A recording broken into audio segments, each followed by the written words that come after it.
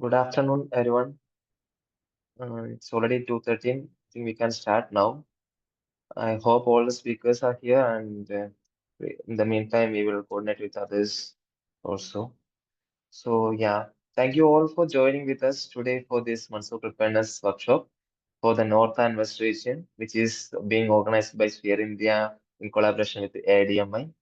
This year, the monsoon came earlier than expected. It reached Kerala on May 24th instead of the predicted 27th and quickly covered most of the southern and northeastern states by May 29th. Along with this, we have already seen heavy rainfall, floods, landslide in many places like Assam, Manipur, Mizoram, Kerala, Karnataka, and Maharashtra. Some areas are still in recovering, while other regions like other region in northeast and south, especially some parts of Assam and Kerala, the extreme heat is also there.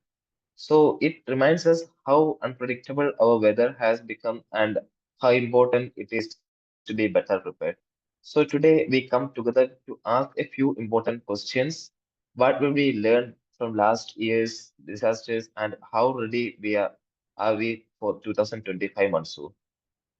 What is the current trend of the monsoon? And also we have questions like what role can health, animal care, and even media play in reducing risk? We hope that by end of this meeting, we will find answers to these questions and also more importantly, find ways to work to better together for safely and resilient our people. So I now hand it over to our session moderator, Mr. Vishal Pathak, Senior Coordinator at AIDMI. Over to you, sir. Thank you so much, Vishnu. Many thanks to Sphere Academy and AIDMI for organizing this at much, at timely manner. As already shared by Vishnu, the background, thematic background. So I'm moving into the schedule agenda. On the other side, we all are very much agree to listen and share experience and lessons, which is very much important as we have limited time and it is full of expertise, these 2 hours. So let's move ahead. Please use chat box for introduce yourself.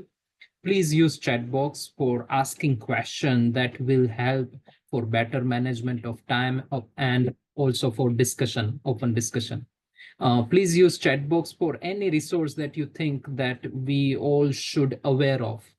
It is very much important. We day by day we all have access to many rich resource. That's why we have few minutes for each speaker. We will keep our discussion, open discussion at the end of all speakers' presentations. With this, let me request, just a minute.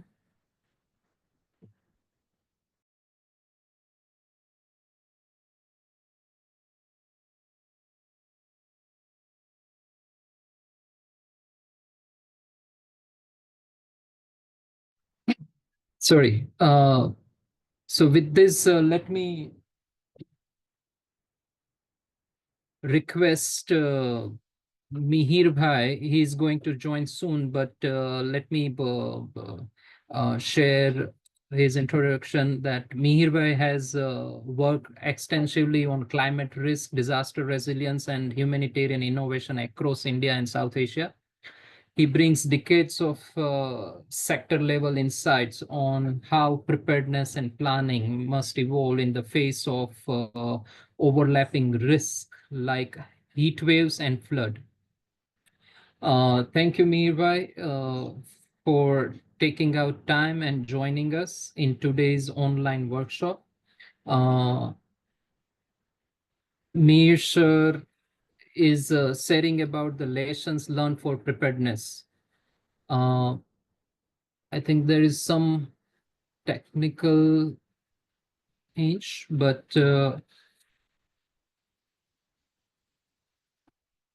Birbhai, are you hearing us? So, Yes. Over to you, Mirbhay.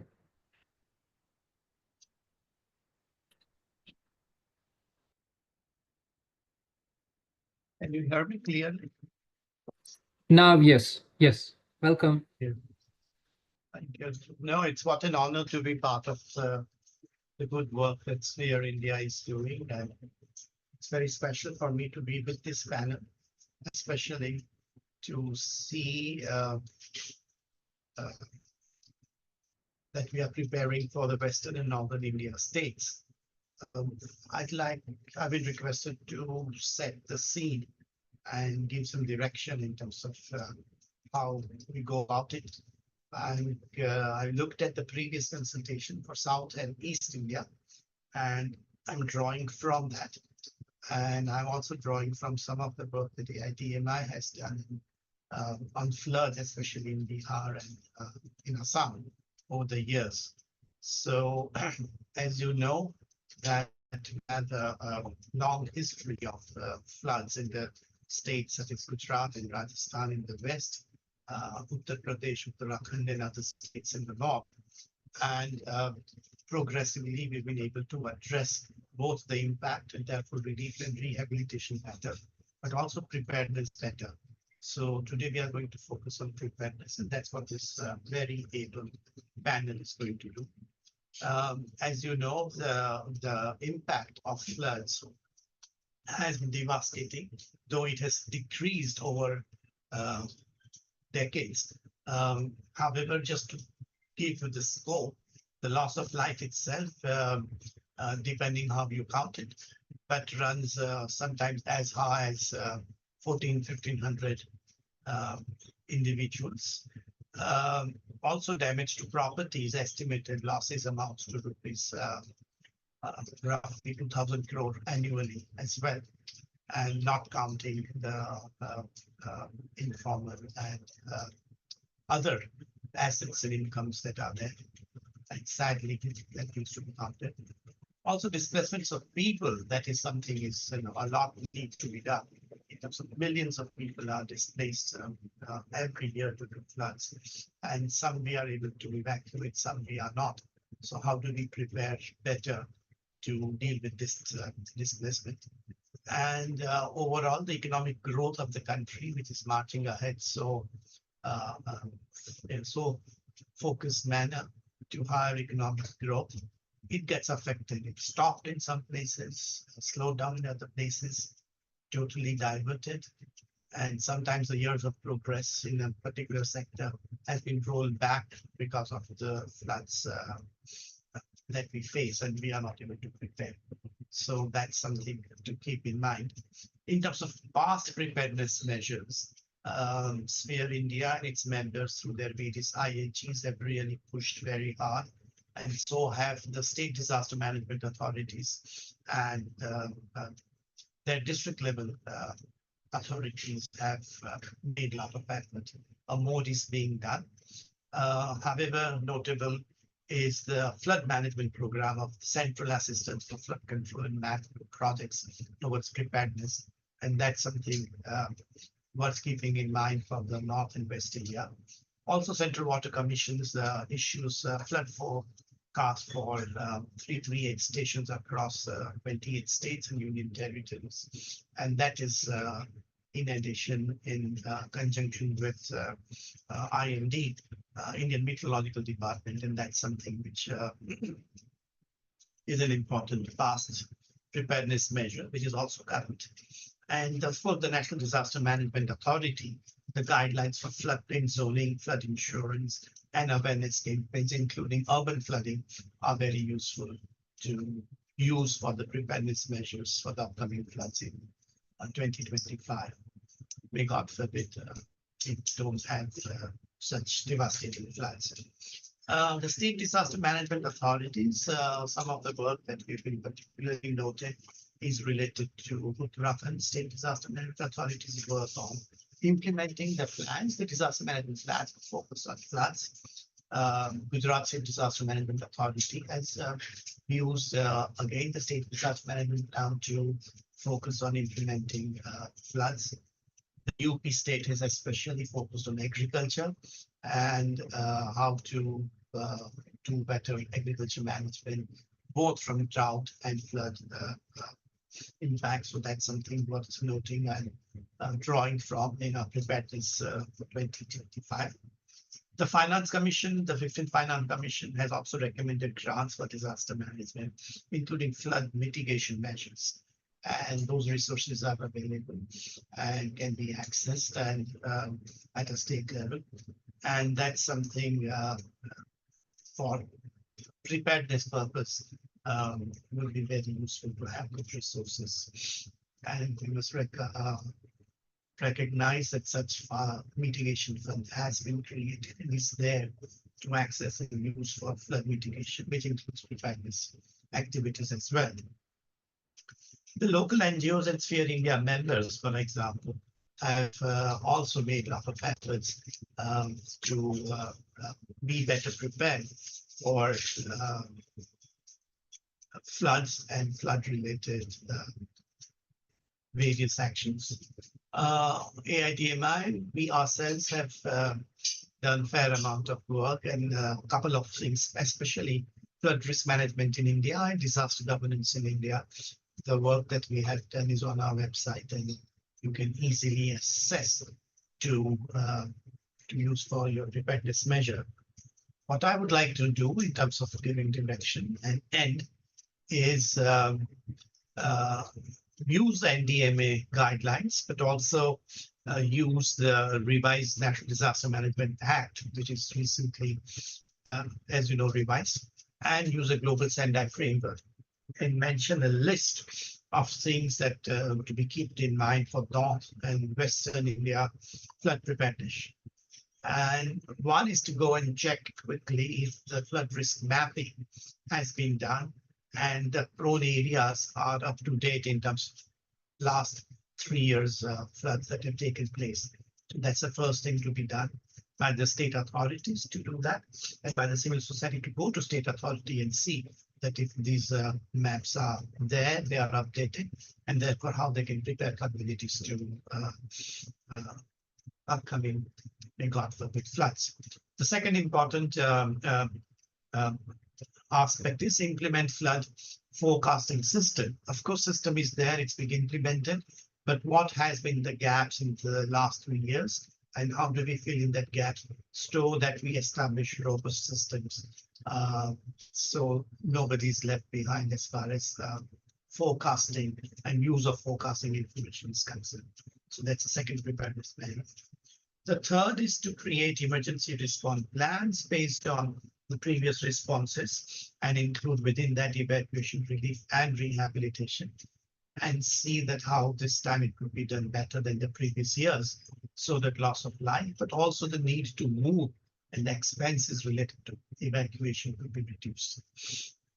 The next preparedness measure, which is again very important, is the conducting of drills for whatever time which is left between now and upcoming heavy rains in the respective north and western states of India, especially mock drills, both for preparedness, but also in terms of response and what will be done.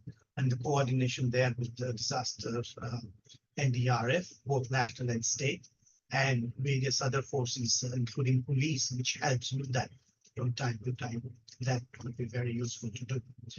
There is also a lot of flood-proof infrastructure is being implemented in the country, and to see that where that infrastructure has been done and what benefit can be gained from that in terms of being protected from floods. And that's something which needs to be done. There is also flood insurance that is available. And there are various experiments being done with that. Pilots are done. There are some much larger state level across several states. Work has been done. So how to expand the coverage for the homes and small businesses for those who are most affected before the actual flood season sets in. That's something that needs to be done. This is very important because we won't be able to keep on providing loss and damage and therefore compensation to everybody. So such insurance protection will be very useful if it's done beforehand. A lot of good work is being done on community awareness and education. Um, and that not only needs to accelerate and reach out to more people that we have always done, but how do you make it universal that everybody is aware of the flood preparedness and has actually taken those measures? So universal coverage is very important. Also, the protection and restoration of natural flood buffers or nature's own flood buffers is very important. That is something we've not used as much as we can, especially wetlands and forests. And what can be done now at the last minute is something is to just spot where they are. But immediately as the floods recede, the expansion and repair and retrofitting of these natural flood buffers that are there, which needs to be taken up. And it needs to be planned now so that after the floods, it will be taken up. And then strengthen the disaster response capacity at a local level, especially with the district authorities. And there, first is the assessment capacity, and second is the actual payment related to that. And in the payment, we have the good news that we have these various apps which are available, which can transfer the money directly in the account of the person who has been affected and has lost property or anything else. And on the assessment side, we have a very good machine learning, very good AI apps that are coming up in a pilot stage now. But if they are piloted well for this particular flood, that would be an ideal opportunity to then in future expand, upscale and expand. And the last is from my list for us to think about today is review and update preparedness plans that are there in terms of effectiveness. And that's something actually deals with the first thing that I had mentioned, that we have the plans and they've worked better, but how can be they more effective in terms of universally effective, making difference in everybody at every place, and that gap and balance sessions further. So that's my contribution today to this very important discussion that the workshop is going to look at in terms of flood preparedness in Western and Northern United States. Thank you very much. Thank you very much, and very good wishes for future discussions. My respect to all the panel members. What an honor to be part of all of you, and my also respect to all the participants who find time to join. Thank you.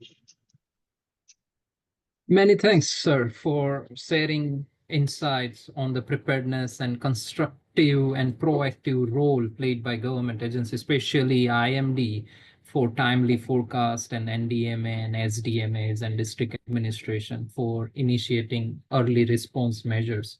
Of course, their efforts to coordinate relief, activate rescue services, and disseminate alerts in these critical early weeks is supporting saving lives. Many thanks. Next, we will hear from representatives from disaster management authorities, Delhi and Chhattisgarh.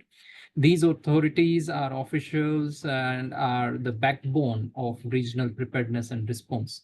Let me invite Dr. Mukta Girdhar, is a seasonal expert in disaster management and GIS with over 24 years of experience. She is having PhD in earth science and is the founder director of the Disaster Resilient Foundations too. She serves as a chief editor for Resilience magazine and also associate with number of institutions in the region. Thank you, ma'am, for taking out time. And also we welcome Mr. Hammond, project officer, DDMA, who is also joining with Dr. Mukta. Over to you, ma'am. And sir. Thank you so much for giving us an opportunity and sharing our experience with you all. As you know that in 2023, we faced a very unprecedented flood, and we have learned so many things. And Hemant, he worked on the ground, so he will explain what difficulties he has faced and where we need to improve exactly. So whatever he will explain, that is a ground-based realities. We are not going to discuss here what government is doing, what meetings we are conducting. That is there in place. We are doing everything, whatever in the guidelines and the policy. So now I hand over to Hemant. Thank you ma'am.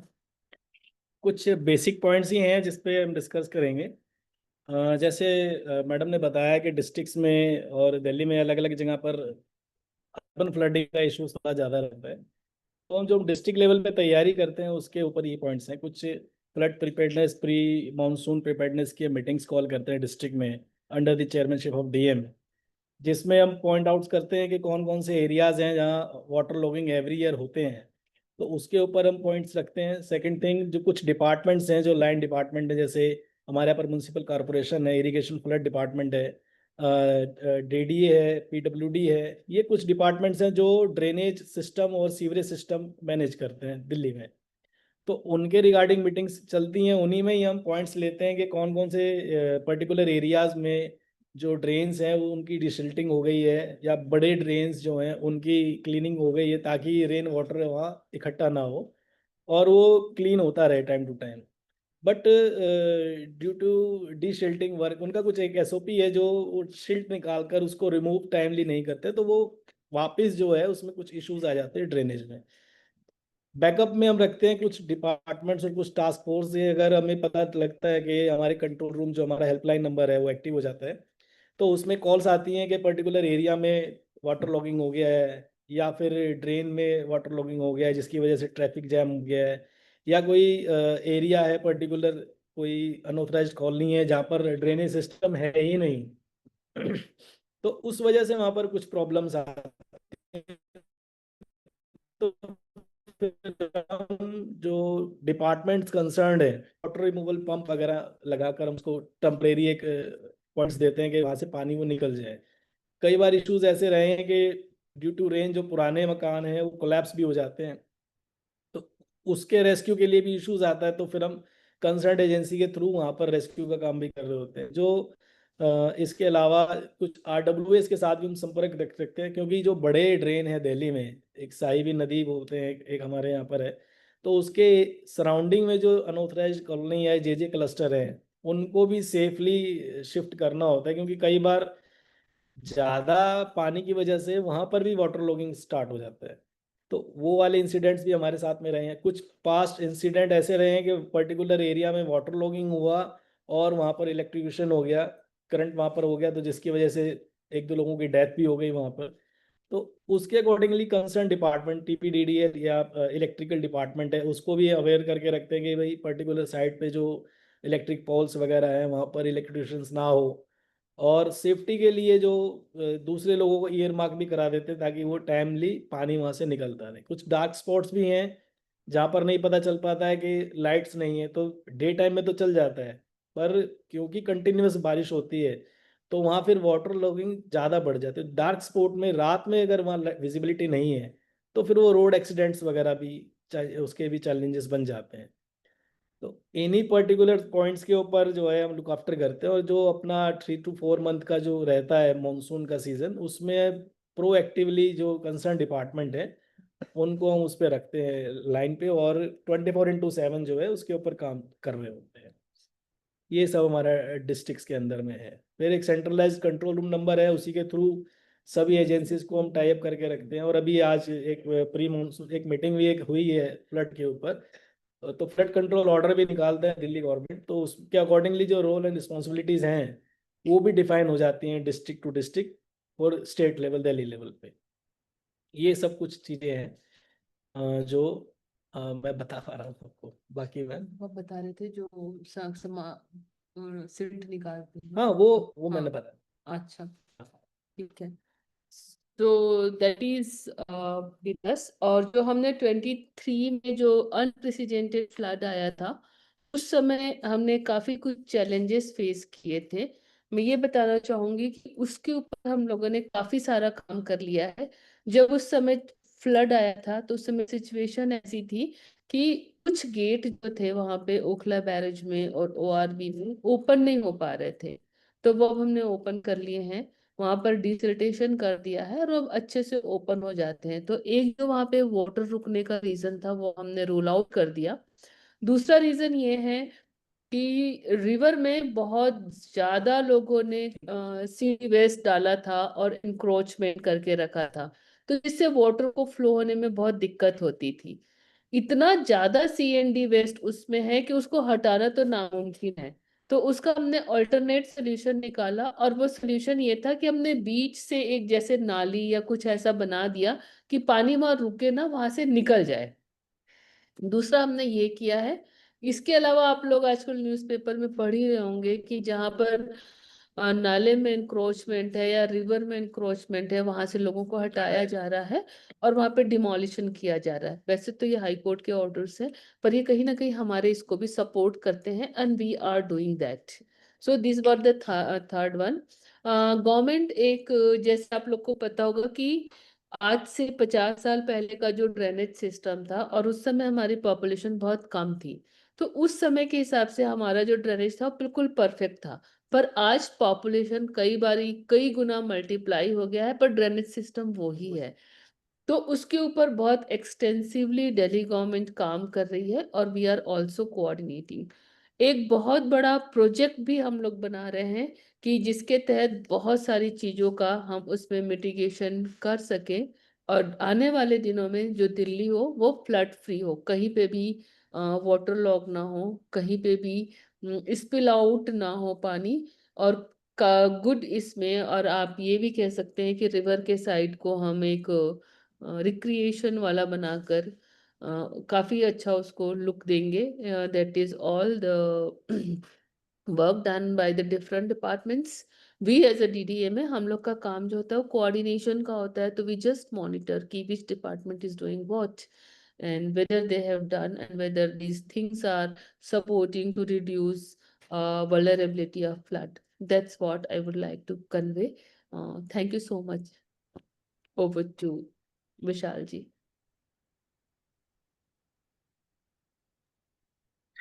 Many thanks. Thank you to you both, really, for sharing your experience, challenges, and also especially practical steps from Delhi. However, these are the steps and processes also relevant to other cities and states. It is not easy and very, challenging, especially in high density areas like Delhi. These remind us that preparedness is not a seasonal task, it is a continuous necessity that the procedures that you and many other cities and states are taking. Let's move ahead. Now would like to request Jitendra Solanki ji, who is a disaster management consultant with Revenue and Disaster Management Department, Government of Chhattisgarh. With a decade of experience, he has been instrumental in strengthening disaster preparedness. He is leading implementation of the Yuva Abda Mitra scheme and incident response system, and also contributed in development of SOPs, DDMPs, and SDMP. We are very much excited to hear from you, Jitendra ji. Over to you.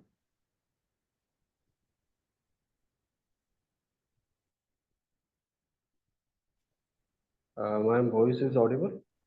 Yes. Okay. Thank you, sir. Thank you for the giving for this opportunity. I am thankful to the Spare India and Academy. So thank you for my introduction. So basically Chhattisgarh की अगर बात की जाए तो like हमारे यहाँ पे monsoon season 10 जून से स्टार्ट होता है. Am I audible, sir? Yes, yes, you're audible. Yes, we can Okay. hear you clearly. तो बेसिकली हमारे यहाँ पे मानसून सीजन 10 जून से स्टार्ट होता है. देन जून से लेकर अक्टूबर फर्स्ट वीक तक हमारे यहाँ पे रेनी सीजन होता है इन छत्तीसगढ़ में. तो छत्तीसगढ़ की कॉन्टेक्स्ट में अगर मैं बात करूँ तो लगभग 1300 mm हमारा एवरेज रेनफॉल है। और हर साल हमारे छत्तीसगढ़ में कोई ना कोई डिस्ट्रिक्ट या कोई भी पार्ट, बेसिकली जो LW डिस्ट्रिक्ट है, लाइक सुकमा, दंतेवाड़ा, बीजापुर, नारायणपुर, और जो सेंट्रल रीजन्स एरिया है लाइक रायपुर, दुर्ग, धमतरी और बिलासपुर, ये बेसिकली हर साल फ्लड से अफेक्टेड होते हैं। तो फ्लड्स को लेकर हमारे स्टेट गवर्नमेंट की क्या प्रिपेयर्डनेस है, इसके लेकर हमने क्या मीटिंग्स की है, क्या डिपार्टमेंट्स को इंस्ट्रक्शन दिए, ग्राउंड लेवल पे हम लोगों ने कैसे तैयारी की है, अभी हमारी SOPs में हम लोगों ने क्या नए अमेंडमेंट्स किए हैं, और फ्लड से निपटने के लिए हम लोगों ने कैसे कंट्रोल रूम सेटअप्स किया है, क्या कलेक्टर्स को इंस्ट्रक्शन दिया गया है, और कैसे अर्ली वार्निंग और IMD के साथ हम लोग कोऑर्डिनेशन करेंगे, उसके बारे में थोड़ा सा डिस्कस करेंगे। बेसिकली अभी हमारे respected honourable chief minister sir ने सारे जो लाइन डिपार्टमेंट्स थे, लाइक इरिगेशन, PWD, और महिला बाल विकास, हेल्थ डिपार्टमेंट, इन सारे डिपार्टमेंट्स के जो मिनिस्टर्स थे और इनके सेक्रेटरीज के साथ एक मीटिंग्स अभी रिसेंट में कंडक्ट की है, और सभी को इंस्ट्रक्शन दे दिया गया है कि फ्लड को लेकर क्या प्रिपेयरनेस करना है और कैसे करना है। इसके अलावा हम लोगों ने स्टेट लेवल पे एक state flood control room establish किया है, जो 24/7 वर्क कर रहा है। लाइक स्टेट में कहीं भी फ्लड की अगर कंडीशन होती है या कहीं भी ऐसी कोई कंडीशन होती है, तो देन जब भी हमें इमरजेंसी कॉल होता है तो हम लोग लाइक NDRF, SDRF और लोकल एडमिनिस्ट्रेशन, फायर सर्विसेज से कोऑर्डिनेशन करके उस सिचुएशन से निपट सकते हैं। इसके अलावा अभी हम लोगों ने कुछ व्हाट्सएप ग्रुप्स भी डेवलप किए, जिसमें लाइक सपोज ये माने कि मैं 4 डिस्ट्रिक्ट के इंचार्ज हूँ, बस्तर डिस्ट्रिक्ट है, तो उस डिवीजन के 7 डिस्ट्रिक्ट के जितने भी, लाइक एक पटवारी से लेकर एक हम बोलते हैं तहसीलदार, और एक ग्राम पंचायत जो सचिव होता है, सेक्रेटरीज होता है, वो तक हमारे व्हाट्सएप ग्रुप में ऐड है। मतलब लाइक अगर ऐसे किसी भी LW डिस्ट्रिक्ट में फ्लड की सिचुएशन होगी तो व्हाट्सएप ग्रुप के माध्यम से वो स्टेट को अपडेट हो जाएगी। देन हम लोग स्टेट लेवल पे फिर जो हमें रिस्पांस, रिकवरी और जो रेस्क्यू ऑपरेशन स्टार्ट करना होता है, वो हम लोग इंटर डिस्ट्रिक्ट और इंटर स्टेट करवा देते हैं। और इसके अलावा अभी जो हमारे यहाँ पे आपदा मित्र स्कीम थी, 1200 वॉलंटियर्स हम लोगों ने ट्रेन किए थे, तो 1200 वॉलंटियर्स को अभी हम लोग एज ए सिविल डिफेंस में ले लिए हैं, और उन्हीं के साथ हम लोग जो फ्लड प्रिपेयर्डनेस की जो एक्टिविटीज है और फ्लड अवेयरनेस कैंपेन वो हम लोग अभी कंडक्ट करा रहे हैं। एक केस स्टडीज है मेरी, मैं 2016-17 में जब पोस्टेड था सुकमा में, तो आई थिंक उस समय फ्लड आया था। तो Sukma, one of the most Naxal affected area, all are aware of this. तो बेसिकली सुकमा लाइक अपनी बॉर्डर शेयर करता है मलकानगिरी डिस्ट्रिक्ट ओडिशा से, एंड भद्राचलम डिस्ट्रिक्ट तेलंगाना, आंध्र तेलंगाना से। तो 2016-17 में एक्चुअली वहाँ पर फ्लड का कंडीशन ही हुआ था। देन फ्लड के कंडीशन के बाद ये हुआ था कि जो बैक वाटर था उड़ीसा का, महानदी का, सबरी रिवर, जो कि लाइफ लाइन कही जाती है डिस्ट्रिक्ट की, सुकमा की, जो सुकमा डिस्ट्रिक्ट के टाउन से निकलती, तो उसका पूरा बैक वाटर सुकमा डिस्ट्रिक्ट में आ चुका था। देन इंद्रावती महानदी का वाटर भी आ चुका था। देन सुकमा टाउन पूरा सबमर्ज हो चुका था। लाइक हम लोग जो स्टेट कैपिटल रायपुर से हम डिस्कनेक्ट हो चुके थे। देन हम लोग डिविजन्स से कट हो चुके थे, मतलब हम लोग किसी संपर्क नहीं कर पा रहे थे। इवन जो डिस्ट्रिक्ट कलेक्ट्रेट ऑफिस था वो भी सबमर्ज हो चुका था, जहाँ से पूरा डिस्ट्रिक्ट एडमिनिस्ट्रेशन संचालन होता है, वो सबमर्ज हो चुका था। जहाँ से डिस्ट्रिक्ट की सारी जो हेल्थ सर्विसेज जहाँ से सप्लाई होती है, और डिस्ट्रिक्ट हॉस्पिटल भी कट हो चुका था। तो उस सिचुएशंस में हम लोगों ने क्या प्रिकॉशंस लिए थे और क्या स्टेप्स लिए थे, ताकि जब ऐसी कंडीशन किसी भी स्टेट या किसी भी डिस्ट्रिक्ट में क्रिएट होती है, जहाँ की जो लाइफ लाइन होती है, जहाँ से सारी चीज़ें संचालित होती है, जहाँ का एडमिनिस्ट्रेशन संचालित होता है, उसको कैसे कम किया जाता है, उसके लिए था। तो एक्चुअल में हम लोगों ने एक अल्टरनेटिव कंट्रोल रूम स्टेब्लिश कर लिया था उसी समय पे, लाइक सुकमा टाउन के नियर बाय जो लाइक पहाड़ी एरिया पे जो बिल्डिंग थी गवर्नमेंट की, स्कूल था, उसी में हम लोगों ने एक अल्टरनेटिव ऐसी, sorry, district emergency operation centre तुरंत इस्टेब्लिश किया, ताकि जो अफेक्टेड पीपल थे, जो अफेक्टेड ग्राम पंचायत थी, जो कम्युनिटीज थी, उनको रिस्पॉन्ड किया जा सके। देन सेकंड थिंग हमने ये की कि जब हमारा डिस्ट्रिक्ट हॉस्पिटल जहाँ से हेल्थ सर्विसेज सप्लाई हो रही थी वो सबमर्ज हो चुका है, उससे हमारा कनेक्शन डिस्कनेक्ट हो चुका था। देन हमने जो हमारे पीएससी थे, जो सीएससी थे, वहाँ पे हम लोगों ने सारी जो मरीज थे, जो पेशेंट थे, उन लोगों का शिफ्टिंग स्टार्ट किया। और जो सुकमा टाउन के जो निचले इलाके में जो बस्तियाँ थी, जहाँ पे घरों में ये माने बिजनेस फीट ऊपर तक पानी था, उन पब्लिक को हम लोगों ने कहीं और शिफ्ट किया। तो पूरी प्लानिंग के साथ उस समय पूरा नेटवर्क भी हमारा डिस्ट्रॉय हो चुका था, क्योंकि एक तो नक्सल अफेक्टेड एरियाज है, फर्स्ट थिंग। सेकंड थिंग कि फ्लड कंडीशन जब क्रिएट हुई है तो नेटवर्क तो काम करेगा ही नहीं करेगा। एक्चुअल में जो लोकल नेटवर्क था हमारा, लोकल नेटवर्क एक्चुअल में जैसे सपोज मैं 90s की बात करूँ, 90s इरा में लाइक जो माइक होते थे, बड़े बड़े साउंड सिस्टम्स, जो सिर्फ नेटवर्क का काम करते थे कि लाइट से सिर्फ अगर कोई यहाँ से कोई अगर कुछ इंस्ट्रक्शन दे रहा है तो वो आसपास की कम्युनिटी को जा सकता था।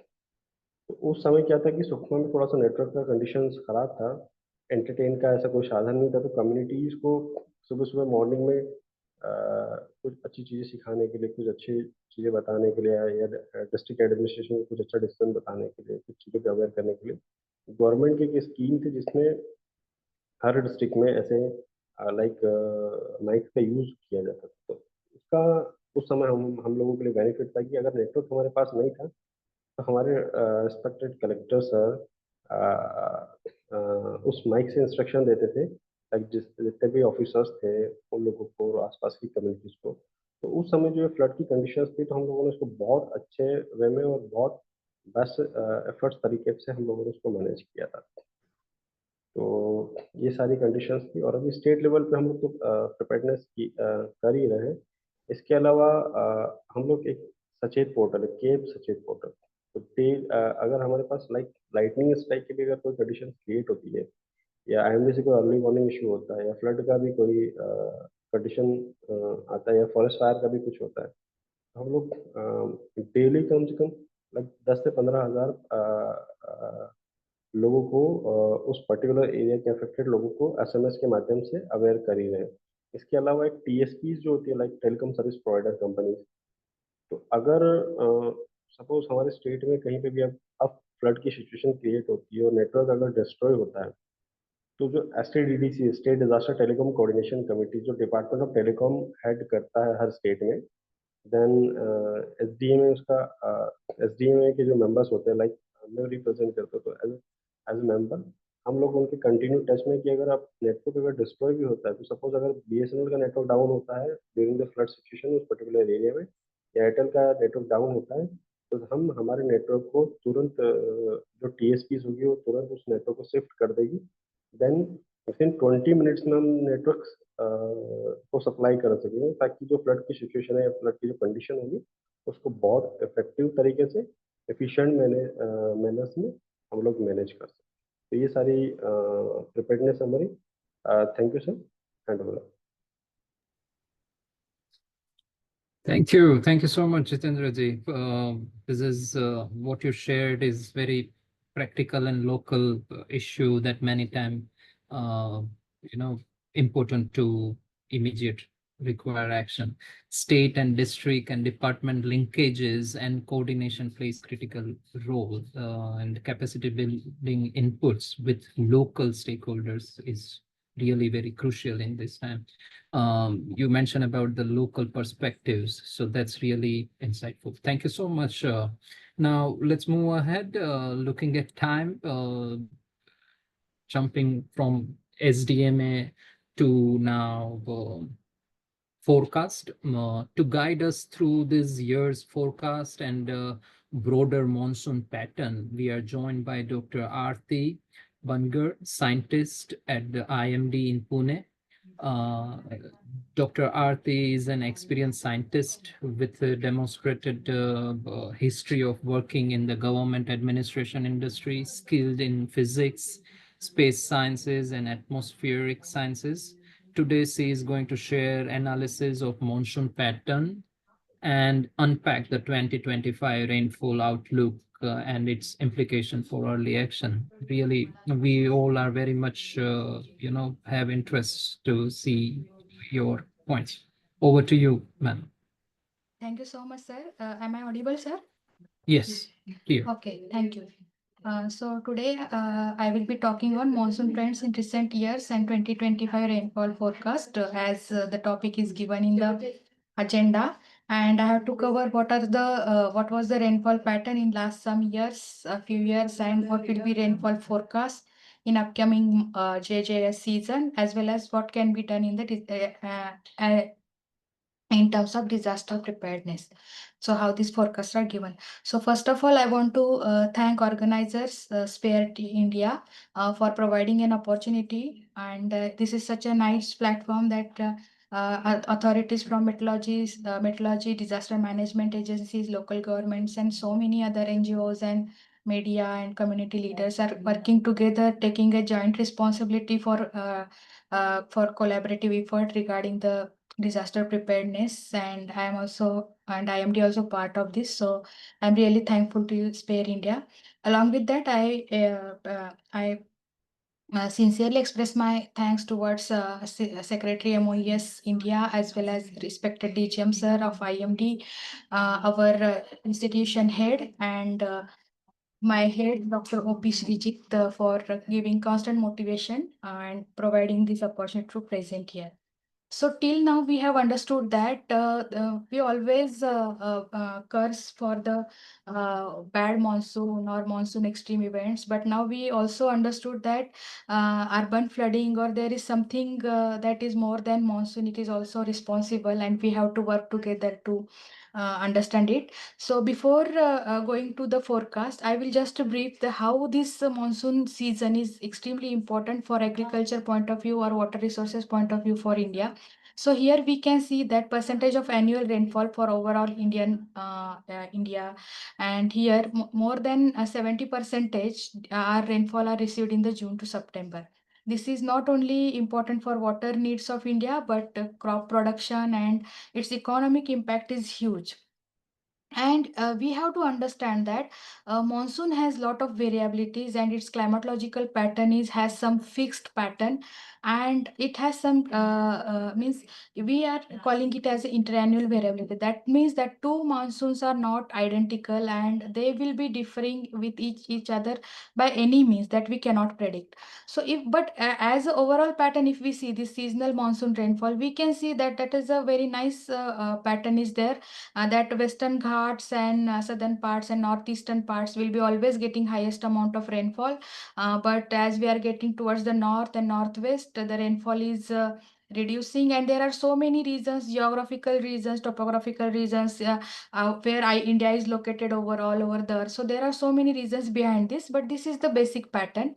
And if we see that what I am telling, that monsoon, no two monsoons are identical, we can see this is a long-term series. We can see from 1901 to 2024, and there are above it El Nino and La Nina years also have plotted. So we know that monsoon has not only the rains, but it has large. There are so many large circulation things are there, like ENSO, El Nino Southern Oscillation, or Indian Ocean Dipole. Those are also affecting monsoon's progress, and that also can be seen here. So generally it is observed that generally monsoon we have received till now, it is in the normal. So we can see that plus minus 10 departure we consider as it is normal, because its standard deviation is like that. And for JJS it is around 87 centimeter seasonal rainfall.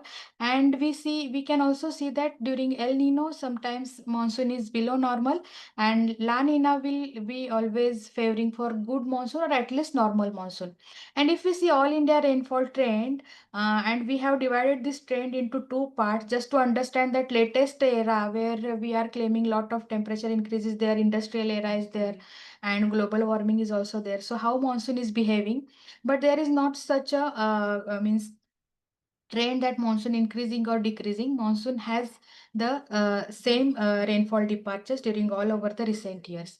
And if we see that, we know that India is a quite large country, and we have divided it's in the four homogeneous region just to understand how monsoon will be over the for these homogeneous regions. So right now we are considering Northwest India. So we can see that if we consider long-term trends, and especially from the 1981 onwards, the monsoon is slightly in the decreasing mode. So also we have to see all these trends in the June, July, August, September, as well as monthly also. But here only for JJS, as I am talking for long range forecast, I have shown here in JJS.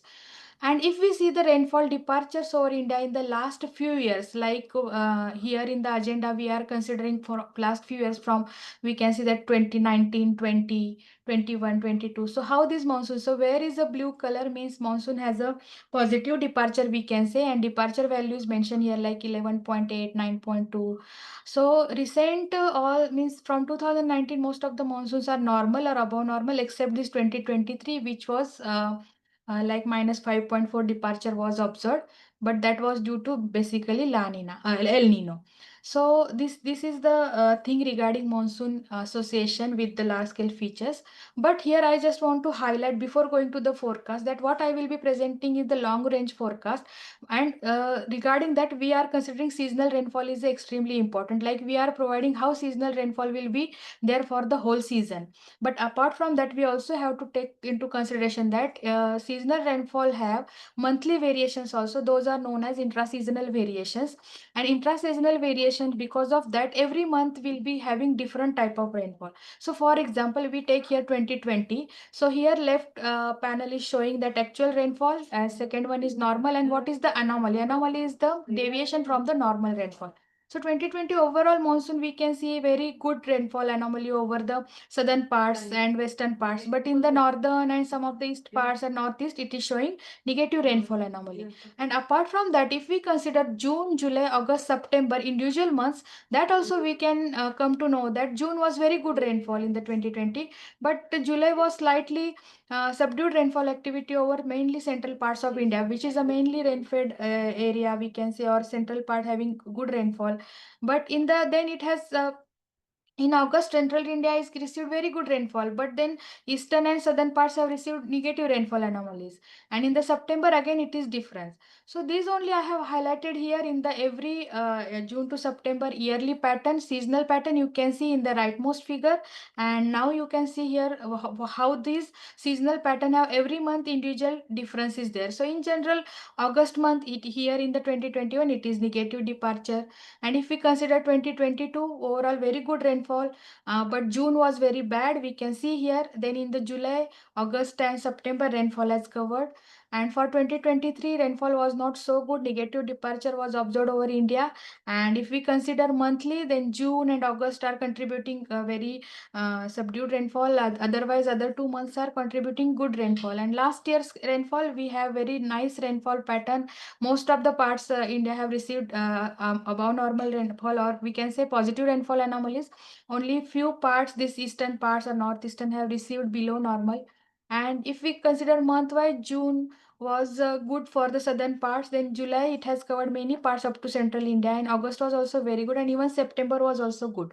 So here we have to understand that every forecast, seasonal forecast, has its own limitation, and then we have to consider monthly forecast also. So we are also issuing monthly forecast. So I will come to that, but this is just for who are new here. For them, there are various types of forecasts. By this time, you are aware that early warnings are very much important for the preparedness of disaster. But along with that, we can consider this extended range forecast and seasonal forecast also, that to get idea how to make policies. And for example, if above normal monsoon is there, then we have to for farming, the demand of fertilizers will be increasing, demand of seeds will be increasing, that also government has to look upon. If seasonal forecasting show above normal rainfall, means water logging things or flooding will be more, so we have to take consideration into that. So all these things come into extended range or seasonal forecast, and these are important. And IMD is the nodal agency for issuing seasonal forecast. I am highlighting this because as there are many community leaders and disaster managers here, so they are continuously working with IMD, but we have to rely on IMD's forecast as they are coming from authentic sources. And for LRF, we have revised our strategy in 2021. We have started giving the rainfall quantitative as well as special forecast from the 2021, and our accuracy has also increased a lot. And this year's updated long range forecast was released on May 27, and this press briefing link is there. Honorable Secretary and respected DGM have issued this forecast. And in general, if we consider that this year's monsoon will be above normal, it is likely to be 106% of LPA with the model error of plus minus 4%. And for the northwest India, we can see that it will be in the normal range and its deviation 92 to 108%. And for the monsoon coercion also, it is greater than 106, that is above normal.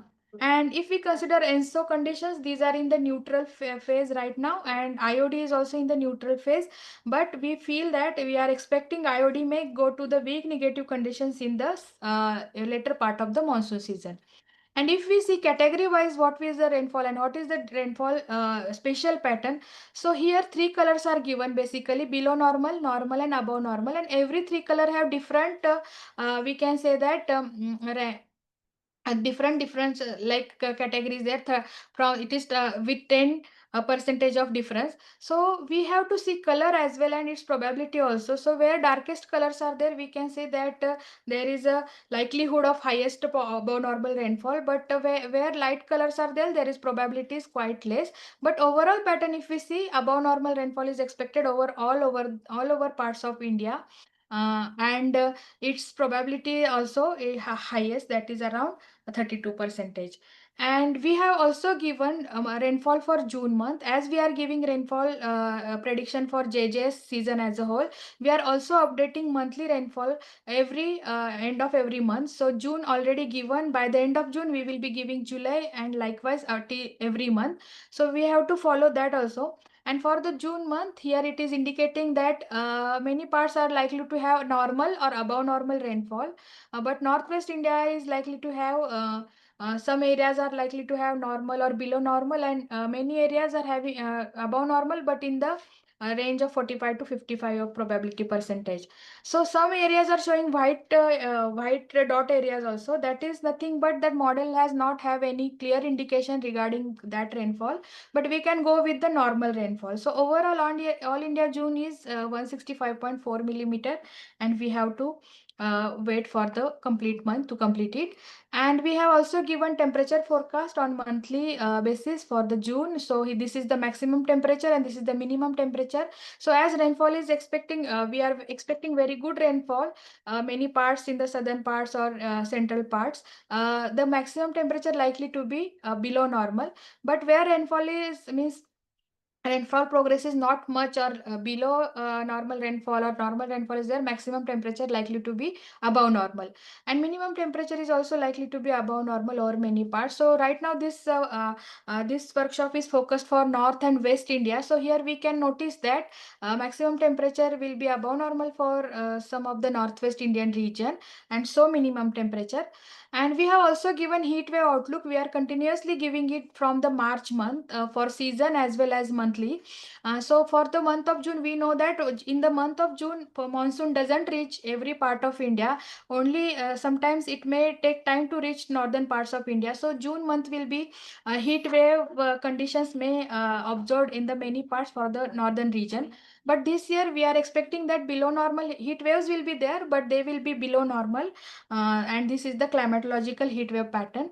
And we know that monsoon has already set over Kerala around on 24th of May. Yes. And this is the current monsoon pattern, current rainfall pattern. So monsoon was having very good activity till the month till the date of 6th June or 5th or 6th June. After that there is a slight hiatus in the monsoon, or some slowness we can say, because we know that monsoon is generally favored by so many other conditions also there. We have to check semi-permanent systems, or how many low pressure areas are forming, or how the monsoon maiden Julian oscillation is there, what I said about intra-seasonal oscillation. So these things are also contributing to the intra-season means monthly rainfall. So for the June month again, this monsoon activity is likely to increase after 11th after 13th of June. We are expecting, because we are getting signals from MGO like that, and then some if some monsoon low pressure areas, if they develop in the northern parts of Bay of Bengal, then they can also support the progress of monsoon. But right now we can see that since 26th May to 11 June, monsoon has not reached much, and but it has covered for southern parts and whole of the northeast India, and we can expect this progress from 13 June. So this is the ENSO forecast, because El Nino southern oscillation we are considering for the as a large scale feature. So it is going to be normal for whole of the monsoon. IOD forecast only we are seeing that it may likely to become weak negative IOD by the end of monsoon. And as I said, latest MGO forecast, we can see here that OLR pattern. So maximum negative color means maximum clouding over the Indian region. So we can see that 8 May to 27 May maximum clouding, but after 28th of May clouding is going to means reduced in the past, and that is associated with the movement of MGO. So this may monsoon intra-seasonal oscillation is very important, and this is the forecast. We can see that again this week it is slightly below normal clouding is there, but after this is 8th June forecast. So we can see after 5 means around 30 we are expecting some clouding here, and which will be supporting progress of monsoon.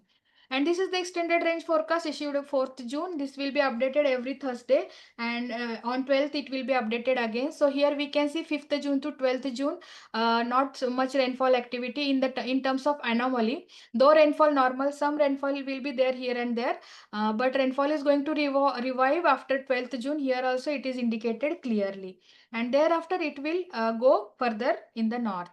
And these are just for preparedness of disasters. Early warnings are extremely important. For example, right now red color warning has given for this heat wave for the Rajasthan region. So this is continuing for 2 days, and then it is getting less. So this is extremely important information for disaster preparedness in for community as well as individuals. And not only these warnings are given, but this impact based forecast is also issued by IMD for helping individuals to understand what this colored codes means. For example, red alert areas are like very high likelihood of developing heat illness and heat stroke in all ages. Extreme care needed for vulnerable people. So if heat wave is likely to be there, we have to be more cautious while we are going out. We have to carry a water bottle, and all these simple things we have to do. This is nothing but the impact based forecast we are always giving along with the red color warnings.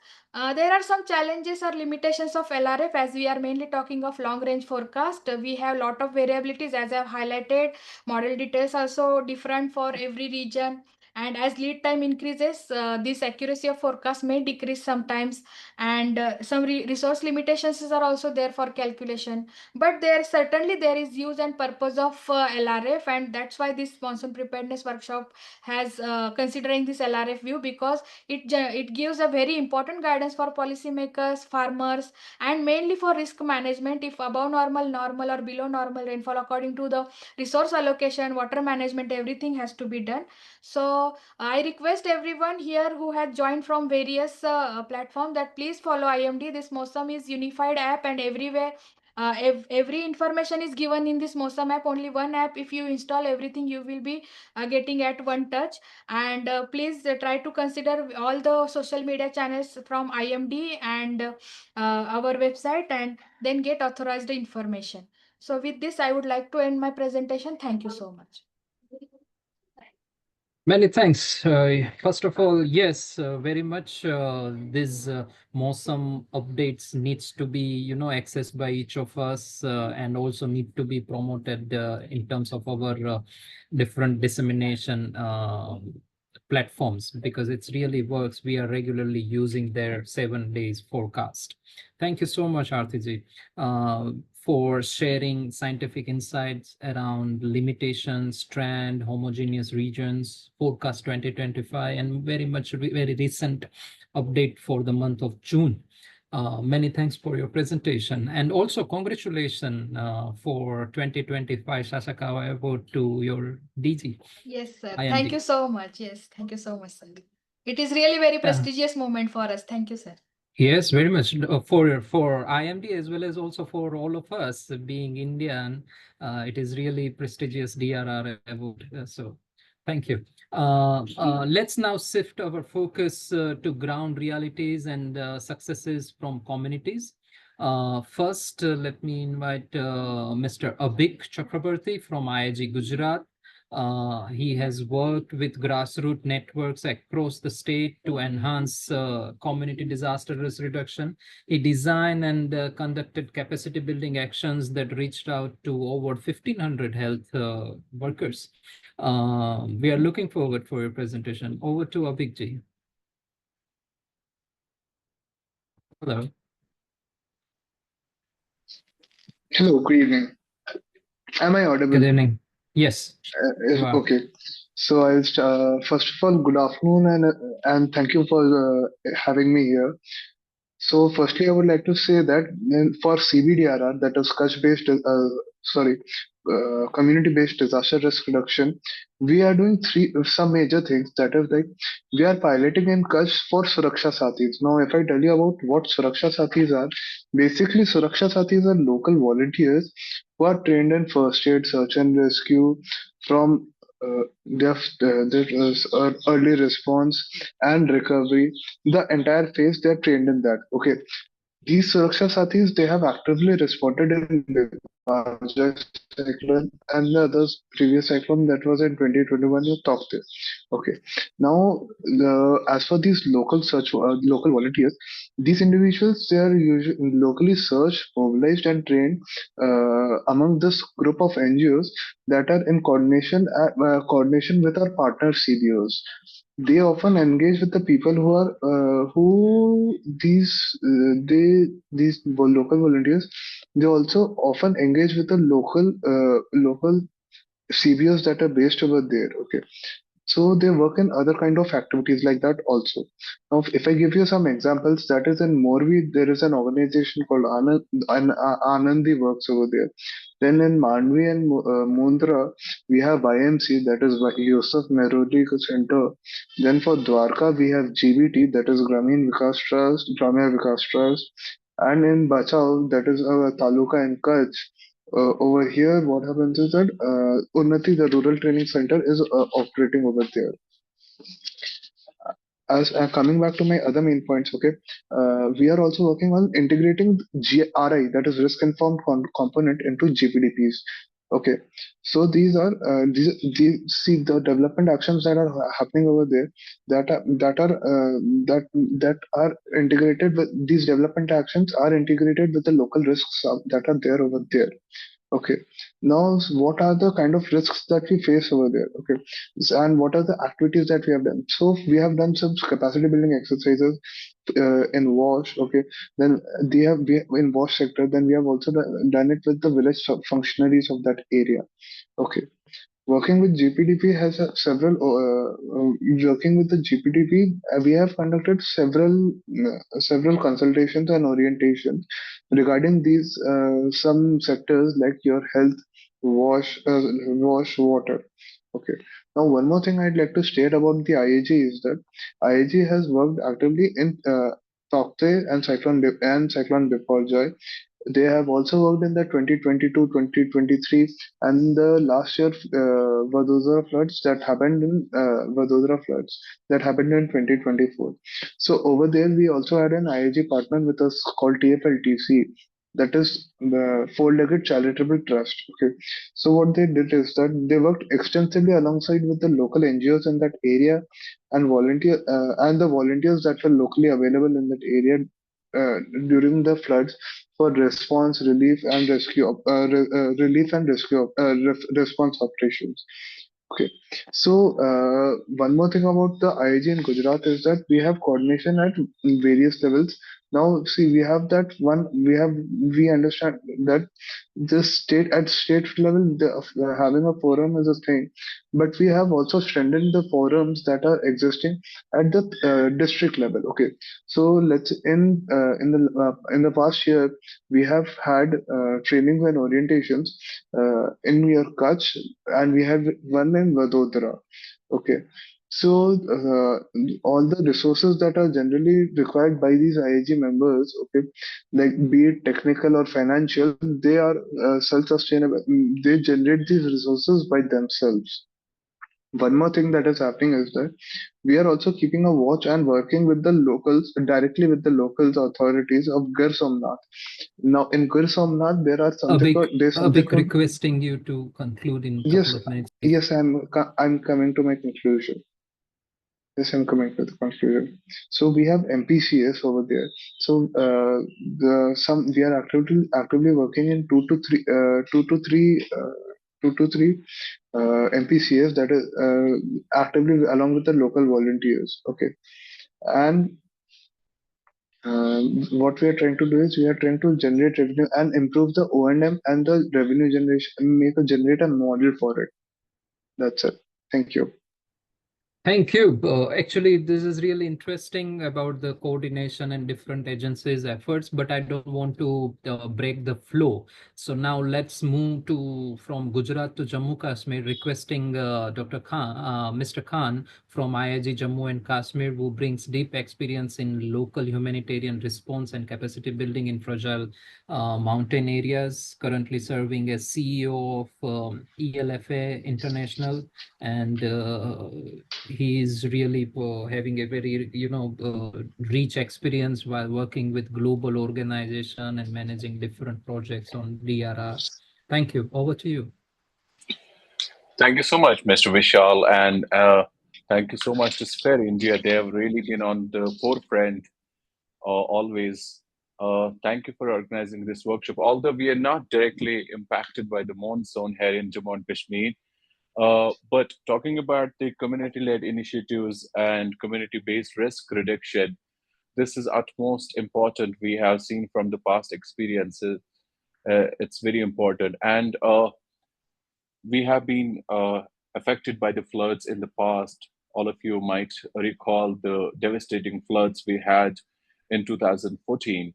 And since then, a lot has changed, and we have learned our lessons. There's a big coordination between the government agencies and the local NGOs and the community. So the community preparedness is the key, and uh, most organizations work closely with the communities, and a lot of community-based preparedness has been done in the state of Jammu and Kashmir. As I was saying, although we are not much impacted at this time, but we are kind of impacted with the heat wave. Uh, I was sharing with my colleagues 10 years ago, we did use air conditioners, ACs in Jammu and Kashmir. Now we have uh, uh, ACs working in Jammu and Kashmir as well. So we have heat wave situation especially in Jammu region. It's very hot. And Kashmir also, right now, the Minister of School Education, she just said that we are thinking about the early summer break because it's very hot here. And I know we don't have much time, but I would certainly talk about the experiences that we have from the past. And at the moment, it seems that we have a very strong coordination with the community-based organizations, local NGOs here, and the government. We have had situations in the past which were not related to monsoon, but you might recall we have had a situation we had to deal with just recently. And that time also the coordination among the government agencies and the local agencies was superb.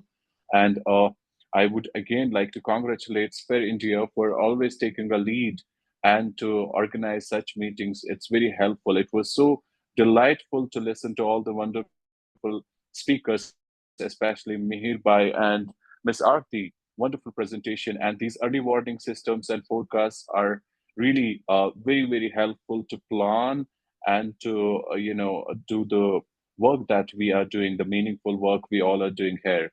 Thank you so much. Oh, thank you so much, especially for this completing insightful as well as also in a timely way. Thank you for sharing your experience and also highlighting co-location of hazard while having, dealing with flood and also having extreme heat aspect. Now requesting Mr. Ramesh Kumar Singh, who is the chairman and CEO of GPSPS with over 26 years of experience in community development and DRR. He has been associated with global organizations for DRR work since many years. He recognized with several national awards We are looking forward, sir, for your presentation. Thank you. Over to you, sir. Yes, namaste to all. Actually, I cannot present, and can I present in Hindi if Yes, you please, allow? sir. हाँ, of course, sir. अच्छा रहेगा. जी. तो सबसे पहले हम spare India और बाकी सभी ऑर्गेनाइजेशन को हम धन्यवाद देना चाहते हैं कि अपॉर्चुनिटी मिली, और विशेषकर जो हमारे इस काम को सपोर्ट करने के लिए जो यूनिसेफ और बाकी जो ऑर्गेनाइजेशन. सबसे पहले तो हम बिहार इंटर एजेंसी ग्रुप के माध्यम से हम लोगों ने जो मॉनसून प्रिपेयरनेस का अभी तक जो हम लोगों ने की फोकस्ड जो एक्टिविटीज हम लोगों ने किया है उसको हम शेयर करेंगे. सबसे पहले तो हम लोगों ने जो स्टेट, डिस्ट्रिक्ट और रीजनल लेवल का हम लोगों ने बीआईजी का मीटिंग किया, और उसके साथ साथ हम लोग GO NGO meeting at district level, और उसमें प्री मॉनसून प्रिपेयरनेस कैसे हो सकता है, क्या हम कर सकते हैं, उसके लिए एक ओरिएंटेशन हम लोगों ने किया है. और ऐसे लगभग हमारे पिछले 3 महीने में हम लोगों ने लगभग ऐसे 15 मीटिंग हम लोगों ने किया है डिफरेंट डिस्ट्रिक्ट में. साथ ही हम लोगों ने उसमें एक चीज जो अभी एक detail profiling of inter agency group CSO working directly indirectly on DRR in emergency response, उसका प्रोफाइल हमने बनाया. उसके पीछे का कारण ये था कि इमरजेंसी के समय में या फिर जब कोई ऐसे हैजार्ड्स होते हैं, रिस्क होते हैं, तो फिर उस समय हमें ये मालूम हो कि कौन से ऑर्गेनाइजेशन किस एरिया में काम करते हैं, उसका प्रोफाइलिंग हम लोगों ने उसको बनाया है. और साथ ही एक जो हम लोगों ने चूंकि सीबीडीआरआर का हम लोग एक्टिवली काम कर रहे थे, तो उसमें हम लोगों ने यूनिसेफ के साथ एक 16 पॉइंट चेकलिस्ट हम लोगों ने बनाया. और ये चेकलिस्ट है प्रिपेयरनेस के लिए, जिसमें डिफरेंट डिपार्टमेंट के साथ है, गवर्नमेंट के डिपार्टमेंट के साथ भी है, बाकी जो सीएसओ लेवल पर है. तो वो 16 पॉइंट के जो चेकलिस्ट है उसको लेके हम लोग, जिसमें हमारे हर एक डिपार्टमेंट का है, हमारा एजुकेशन का है, पीएचडी है, फिर हमारे जो चाइल्ड प्रोटेक्शन इशू का है उसको लेके हम लोग कर रहे हैं. साथ ही हमारे जो आईसीडीएस का प्रोग्राम है, हमारे हेल्थ का है, तो किस डिपार्टमेंट के लेवल पर किस तरह का प्रिपेयरनेस हो सकता है, उन चीजों को लेके हम लोगों ने जो 16 पॉइंट हमारा चेकलिस्ट है उसको गवर्नमेंट एजेंसी के लोगों के साथ, और साथ ही जो सीएसओ है हमारे हैं, तो सीएसओ और आईजी मेंबर है, उनके साथ हम लोगों ने डिस्कस किया. और उसका एक अच्छा कि उस लेवल पर, ऑर्गेनाइजेशन के लेवल पर भी और गवर्नमेंट के लेवल पर भी उसका प्रिपरेटरी मेजर्स लिया जा रहा है. साथ ही अगर हम देखें तो हम लोगों ने एक अर्ली वार्निंग सिस्टम हम लोगों ने डेवलप किया है. और उस समय में हमें याद है कि भट्ट साहब हमारे ऑर्गेनाइजेशन में एक बार गए हुए थे, और हम लोगों ने एक citizen forum for early warning system हम लोगों ने डेवलप किया है, स्पेसिफिकली इन कमला रिवर के लिए. तो नेपाल के साथ हम लोग एक जो सिस्टम आईएमडी के साथ है वो तो है ही, और उसके साथ हम लोगों ने एक सिटीजन फोरम बनाया है, और उसमें लोकल ऑर्गेनाइजेशन इन्वॉल्व है, कम्युनिटी इन्वॉल्व है, ताकि लोगों को सही सूचना मिले और कम से कम एक लीड टाइम उसको मिले कि 10 घंटे 12 घंटे का, ताकि उसको इवैक्यूएट किया जा सके और उससे प्लेस पर जा सके. तो इस तरह का हम लोगों ने किया. और साथ ही अभी हम लोगों ने एक टेक्निकल सेशन जो जेआरएनए के लिए, या फिर जो हम किसी टेक्निकल सेशन हमारा हो सकता है उसके लिए, जो मल्टी हैजार्ड एस्पेक्ट को लेके हम लोगों ने किया है, उसमें इको इंडिया के साथ हम लोगों का भी एक एसोसिएशन हमारा हुआ है, और हम उसके साथ जो ऑर्गेनाइजेशन उनके साथ अभी रिसेंटली हम लोगों ने जो सीआईएमपी है जो वहाँ पटना में, उनके साथ और बाकी ऑर्गेनाइजेशन के साथ, जिसमें और भी ऑर्गेनाइजेशन थे इफिकोर और भी जो एजेंसी है, उनके साथ हम लोगों ने एक प्री मॉनसून प्रिपेयरनेस का वर्कशॉप हम लोगों ने किया है, जिसमें हमारे बीआईजी के जो ऑर्गेनाइजेशन वो भी है, और गवर्नमेंट डिपार्टमेंट, उसके बाद बिहार मौसम सेवा केंद्र, साथ ही जो डिफरेंट स्टेक होल्डर उनके साथ हम लोगों का एक प्रिपेयरनेस लेवल की मीटिंग भी हुई है. तो अगर हम देखें तो इस तरह से हम लोगों ने ये एक हमारा एक प्रयास हुआ है. और खास करके हम लोगों ने अपने एक अभी हम लोग कोशिश कर रहे हैं, अभी एक रिसेंटली बीएसडीएमए के साथ एक मीटिंग हुई है अर्बन फ्लडिंग को लेकर, उसके प्रिपेयरनेस को लेकर भी हम लोगों ने एक चेकलिस्ट बनाया है कि हम उस तरह से अगर सिचुएशन होता है तो फिर हम किस तरह से क्या हमारा रिस्पांस हो सकता है, उसकी कोऑर्डिनेशन टीम भी बनी है, और हम लोग उनके साथ मिलके इस तरह का भी हमारा एक एक्शन प्लान भी बना है और हम लोग उसमें hazard risk and vulnerability assessment भी हम लोग कर रहे हैं कि ताकि उस समय में रिस्पांस के समय या फिर DRR के लिए हमें अच्छा काम कर सके। तो मोटे तौर पर हम लोगों ने भी इस तरह से हमारे जो बिहार इंटेलिजेंसी ग्रुप के साथी और बाकी जो ऑर्गेनाइजेशन है उन लोगों ने मिलकर इस तरह का गतिविधि की है। तो ब्रीफली मुझे इतना ही कहना है, बाकी राजीव सर उसमें ऐड करेंगे। जी थैंक यू सिंह जी, धन्यवाद। स्थानिक स्तर पर जो एफर्ट्स चल रहे हैं बिहार में और IIG और दूसरी काफी एजेंसीज के द्वारा, वो काफी मोटिवेशन देते हैं दूसरे प्रैक्टिशनर्स एंड एजेंसी के लिए। थैंक यू आपने जो शेयर किया उसके लिए। And also many thanks to IIGs of Gujarat, Bihar and Jammu Kashmir. These are the efforts that transform vulnerability into strength at local level and with joint efforts with other CSOs. We now turn to the health dimension of monsoon preparedness. We have Dr. Rohini Wadhwan from Doctors for You. Dr. Wadhwan is a healthcare professional with expertise in strategic management and health system strengthening. Dr. Wadhwan is committed to advancing healthcare delivery through strategic innovation and effective partnerships. She is going to share her insights about the disease trends during monsoon and how health systems can prepare for outbreak management in risk zones. Over to you, Dr. Wadhwan. Thank you so much for joining. Thank you. Thank you for the introduction. I think I've shared slides.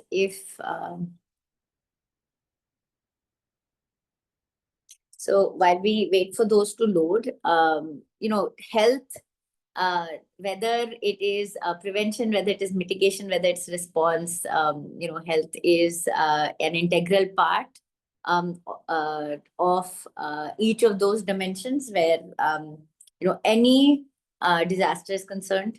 And monsoon actually brings with it its own share of challenges, especially if we're not prepared. So next slide.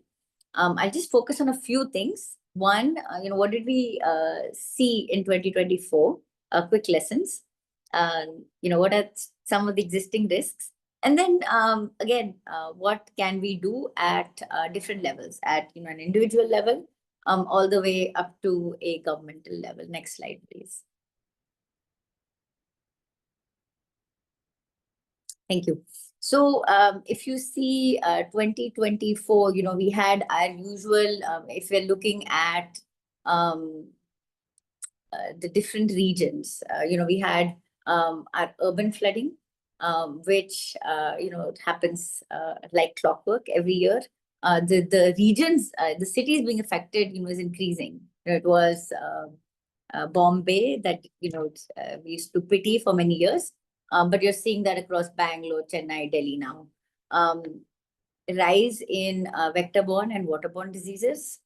So making sure that we focus on both prevention as well as protection. Also, faster deployment, but also coordinated deployment. And then the positive that we saw, here there's the focus on telemedicine, but the positive was this focus on innovative solutions to overcome challenges, the use of drones, making sure, if a bridge is washed away, how do you get essential supplies across? So next slide, please. These are some of, the challenges we saw regionally. And if we're focusing on the north and, the west belt, we had our urban, the urban flooding, because of either poor drainage systems or drainage systems getting overwhelmed due to unusual monsoon activity. Biggest culprit there is concrete, but also, the issues created by that stagnant water of either, again, this is why leptospirosis, and then, strays carrying diseases, the waste management, not being up to par or being able to cope with that additional strain. So everything then becomes interconnected again. Also, obviously, we have our flash floods. We saw that in Uttarakhand, flooding. We see that in Assam, Bihar. And I'll keep brief. We had cyclones in Gujarat, Asna last year. And then, landslides, Wayanad, we're still responding. You're still seeing, which is very good. Rehabilitative efforts. We've been focusing on a mental health intervention most recently to make sure that people who were affected, who lost their houses, who lost, all their possessions, the impact on them, the impact of PTSD is minimized. Next slide, please. So what are the individual risks? I talked about this. We have the waterborne and vector-borne diseases that we have to be very careful about. Respiratory illnesses, this continues, from the rainy season into winter. And then skin infections due to the standing water, usually during floods. And then accidents, cyclones, landslides, and then obviously waterlogging, electrocution. You see a lot of that as well. Next slide, please. So I want to talk about, while we wait for the slide to move on, what can we do? Next slide, please. So what can we do at, at an individual level to prepare? So you focus on food, you focus on water, you focus on protection and hygiene. These are the 4 key pillars. So making sure, street food is great, but, limiting your consumption, trying to avoid street food, freshly cooked meals only, relying on trusted sources as far as your food. Also making sure that seasonal fruits and vegetables make up a majority of your diet, especially when it comes to meat, poultry, again, trusted sources. Water, making sure boiled water or, filtered water only as far as drinking. Hygiene, where, wash your hands, maintain hygiene. And protection, where, don't go out for walks in the time that, mosquitoes, late evening. Wear protective clothing, full sleeves. Shoes during floods. If you come in contact with stagnant water. So these are the 4 pillars. Moving on, what can we do organization level wise? So here the pillars are awareness. So, making sure there are health checkups, awareness drives in offices and schools, ensuring you check, your, sources of water in office. Is it clean? Stocking up on medicines and first aid supplies, educating students, educating staff, reaching out for resources. Somebody talked about logging and, making sure you're connected to alerts that are coming in, making sure, and then having contingency plans, when as far as flooding, making sure, there's, a provision for contingency planning as far as, if you're in a low-lying area or a flood-affected zone. Next, what can we do at a community level? So again, here we talk about, this is one step further, and you see these at the RWA levels, at the local governance levels, and we'll come to government as well. But besides awareness, making, you can always, bring together volunteers for cleanliness drives, awareness drives, medical camps, distribution of supplies before, this is preemptive in case something happens. Making sure local drainage and waste management systems, are checked. And if they're not, if they don't pass muster, making sure they're reported to the authorities so that, again, preemptive things can be done rather than suffering the brunt. And then finally, training. Training is very important. And so training community health workers in detection of outbreaks. Next slide, please. And then finally, what can we do at a government level? And, I'm just focusing on health, but again, making sure infrastructure, sometimes you have a small event which leads to wider destruction because the infrastructure couldn't hold up. So infrastructural checks, making sure your bridges, your flyovers, your buildings, are up to muster. Drainage systems, as far as waste management systems. So all of those, annual checks and balances as far as those are concerned. Making sure, a lot of checks on supplies checks on PHCs and CHCs show that, essential medicine stocks are either depleted or non-existent or running low. So making sure that those checks are made, lists are shared, and those medicines are stockpiled. Vaccines, making sure there's health surveillance for early outbreak detection, real-time alerts are followed, public advisories are sent out. And, one of the challenges that was seen in 2024 was that the rural response infrastructure kind of gave up and gave in when there was a disaster. So strengthening rural health centers and flood responses. Next slide, please. Now, the best responses come when people work together. And so, making sure, like we're talking about prevention, that when you have, there's a role for the health ministry, for municipal bodies, disaster management authorities, education department, the PWDs, agriculture, media, obviously civil society, right? And so there are 4 pillars, right? So there's prevention and treatment, there's the response and review, there's education and awareness, and then there is coordination and information. So all of these departments have their own specific role to play, but together, whether it is prevention, whether it is mitigation, or whether it is response, hopefully it's prevention and mitigation that we focus on. Next slide, please.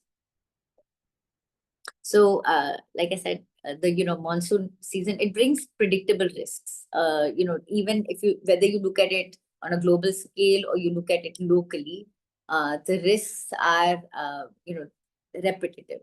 The events are, barring a few, things that we see over and over. And so making sure that that recognition, this coming together of people on this this webinar or this discussion is one great step towards mobilizing that thought, right? Bringing thought leaders together.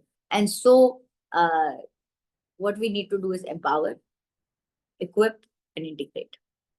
Thank you.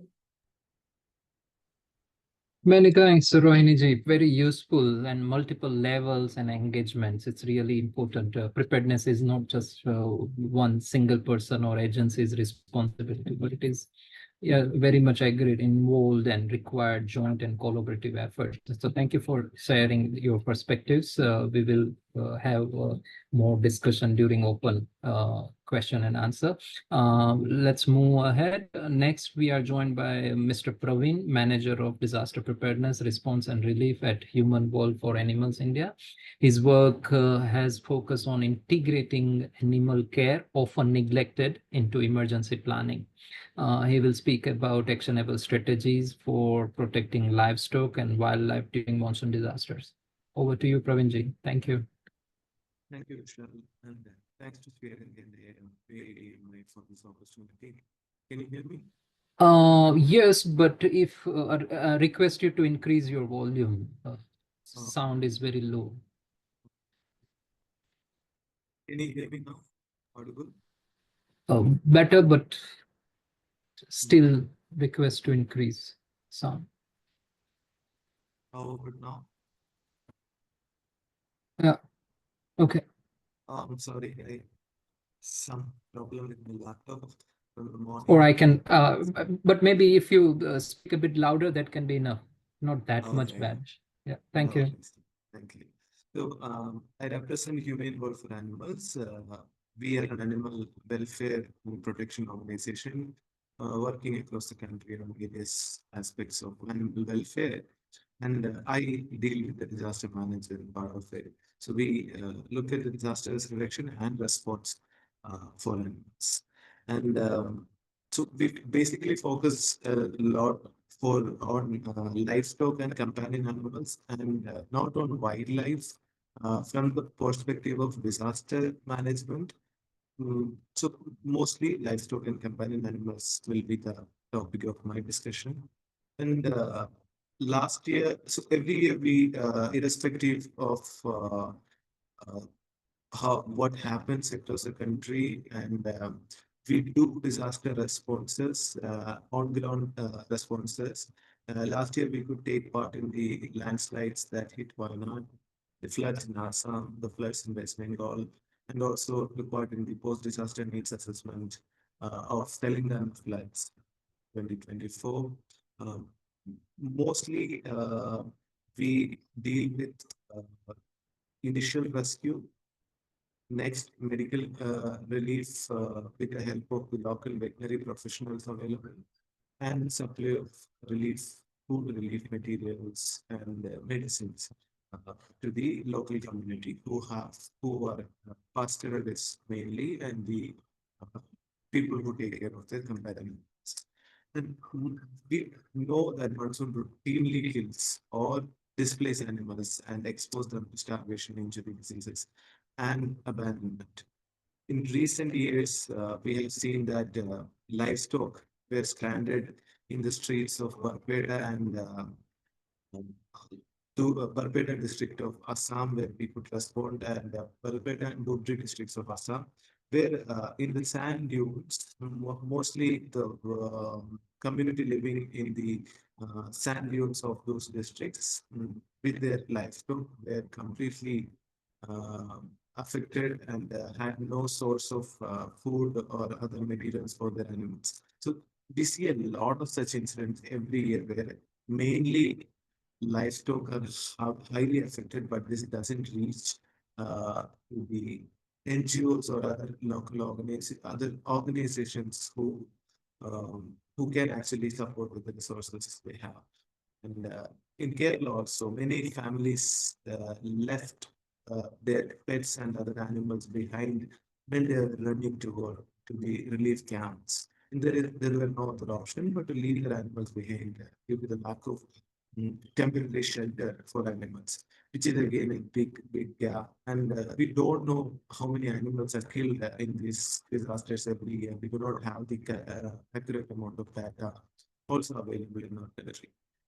Also, not to ignore the psychosocial trauma experienced by these people every year, losing their animals or their animals being affected and being drowned also. Uh, that trauma they face are unimaginable.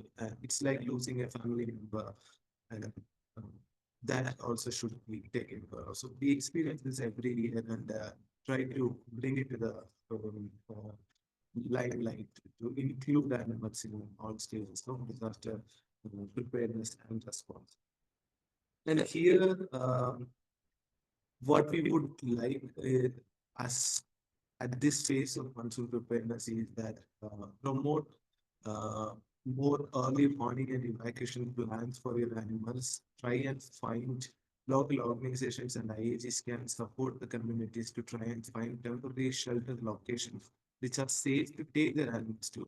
There won't be this like facility available, but they can at least using some tarpaulin sheet and things like that set up a temporary shelter if safe spots are identified. And then emergency fodder can be stockpiled in areas where they can store safely.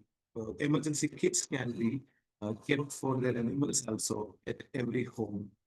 There are IEC materials I have shared with Sphere India, which can be shared among the community, which have a local element to it, where people can relate. So those kind of materials can be shared. We conduct community-based disaster preparedness program. We call it Monsoon Preparedness Program every year in the month of May, mostly in Kerala, as we are starting a lot of work here in Kerala. Such kind of trainings can be arranged for the local community on what they can do with their existing capacity. Not look at the capacities of other government or the NGOs also who are working, but the existing capacity is what the community can do to safeguard the animals. Sessions like first aid sessions, etc., can be conducted.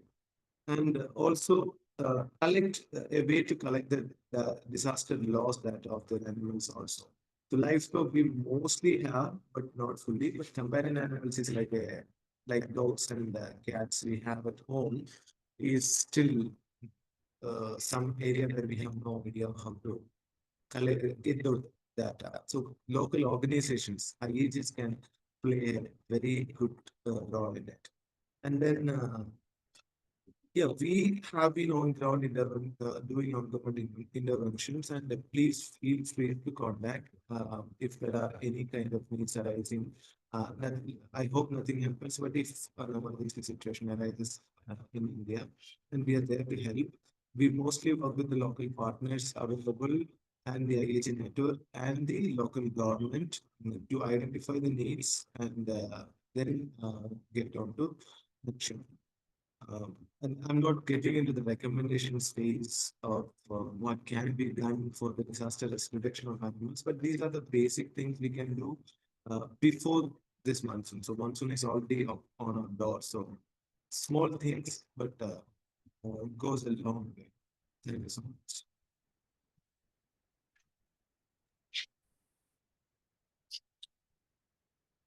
Thank you so much for sharing state experiences and local perspective on vulnerabilities as well as preparedness steps for animal care.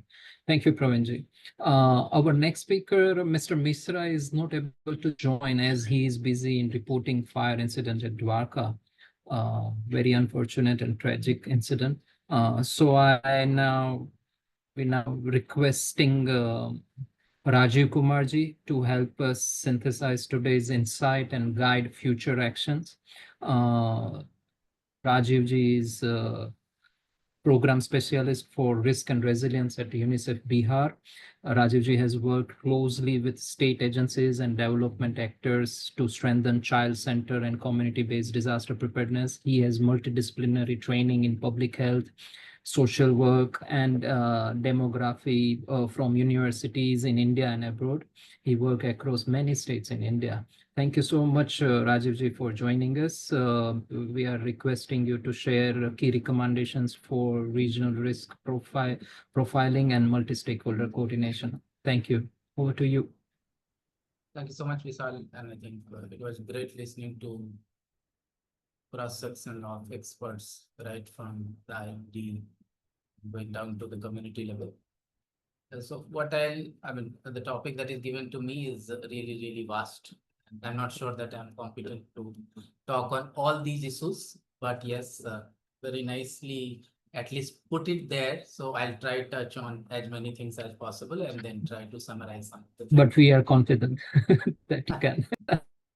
So as far as regional risk profiling, I think the answer is affirmative, yes, that is required. And I'll give you a small example what we faced in Bihar. So Bihar, sometime in September last year, while we have been staring and all the forecasts were saying that there were 13% below normal rain till that time. And the state was prepared to dole out the typical response of having the diesel subsidy for the crop. But suddenly we have rains, which first has happened in the upper stream of Ganga, particularly in Uttar Pradesh, and then followed by in Nepal, and then we had a situation of flood. So I think the regional risk profiling is really, really required, and we need to work on that. So while we have been staring at drought, suddenly we have a flood. Again, to emphasize the second point on the risk profile within the geographical boundary of the state. So if you look at, if you do a random Google search of the risk profile for the state, and then you'll find that 28 districts of Bihar are prone to flood.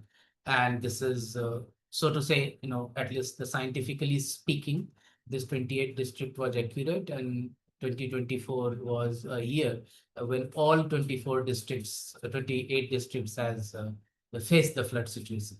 So on one hand, is saying that yes, scientific inquiry and looking at the risk is required. Regional profiling is also required, and that brings to the next topic, which Ramesh ji has also talked about. So not only we have boundaries with the state, we also have international boundary, and we share large border with Nepal There are many rivers, especially the Kosi and the Gandak rivers are feeded from the water coming from Nepal. So that cooperation is also required. In terms of, so that brings to the early warning and use of technology. So yes, I'll talk about that what we have existing today and what is something that can be done. So we have a flood management information system. Debates for other day that how accurate and how timely the information is up there, but the system is there. And we also have a sharing of information with the neighboring country Nepal and also within India. That is already there. So we have, in addition to that, while I have heard from a lady from IMD that IMD is authorized, but we also have a local very robust system, especially in Bihar, which is Bihar Mausam Seva Camp, which generates, where the IMD has reached today. For quite some time, we are generating forecast for 7 days, each gram panchayat wise. So we have a system that is there, which is pretty capable and able to provide.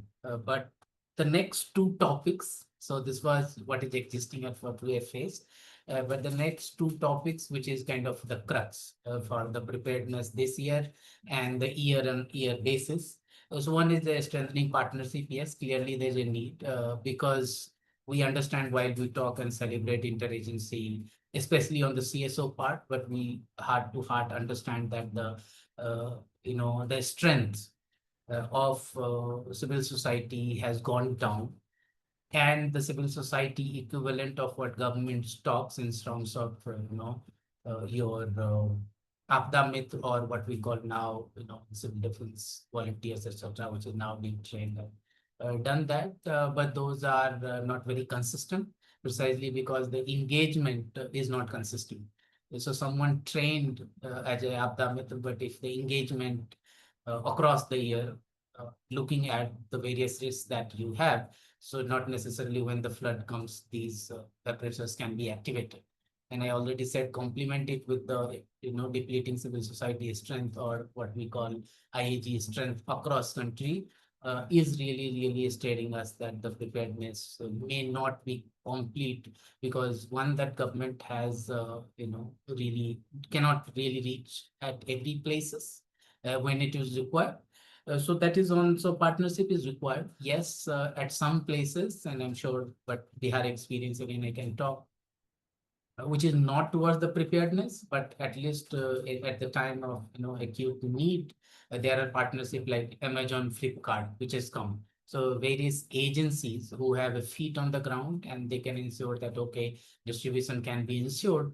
Amazon donate card is able to provide some of the relief materials on time, which later can be distributed to those in the actual need.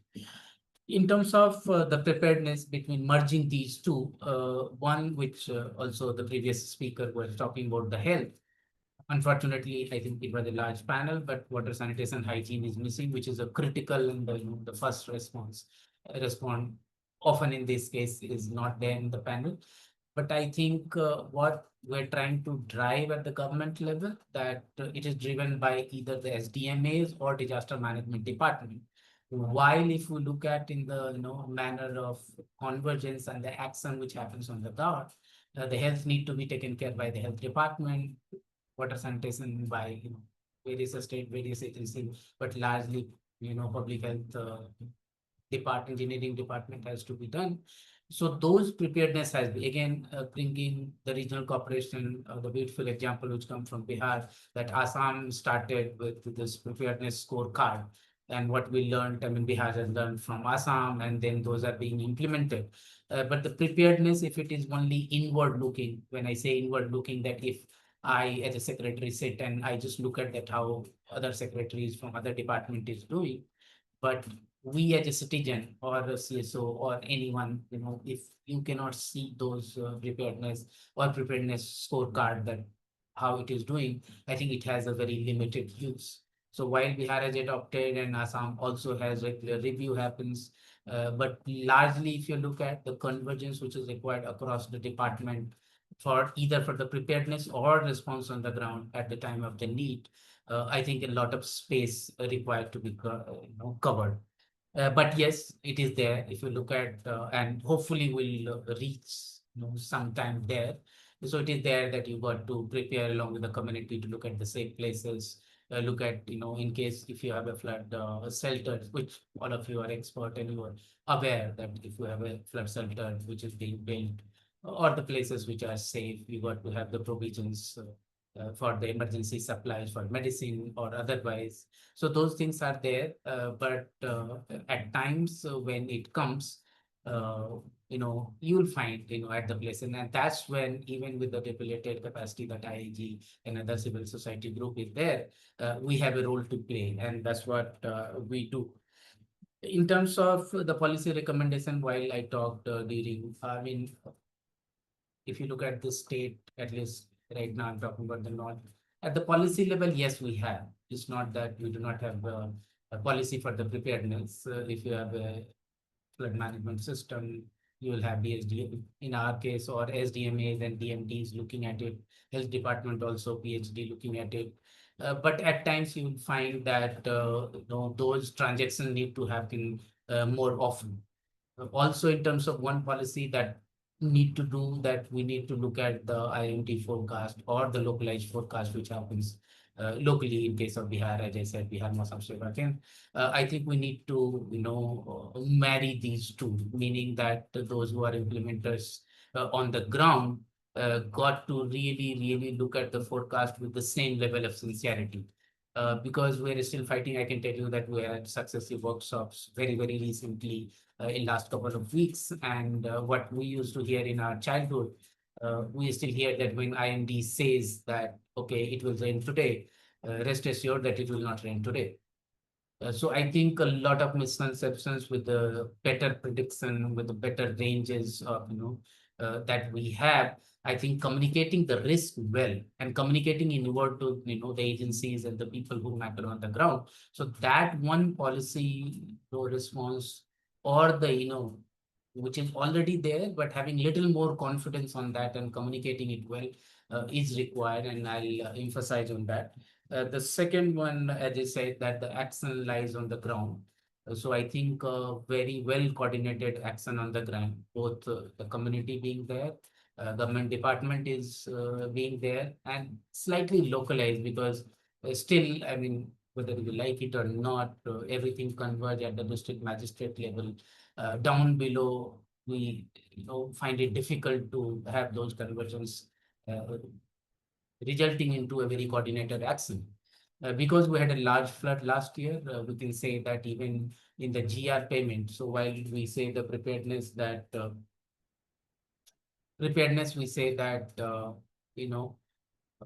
we have already prepared list through Apada Sampurti portal we call in Bihar.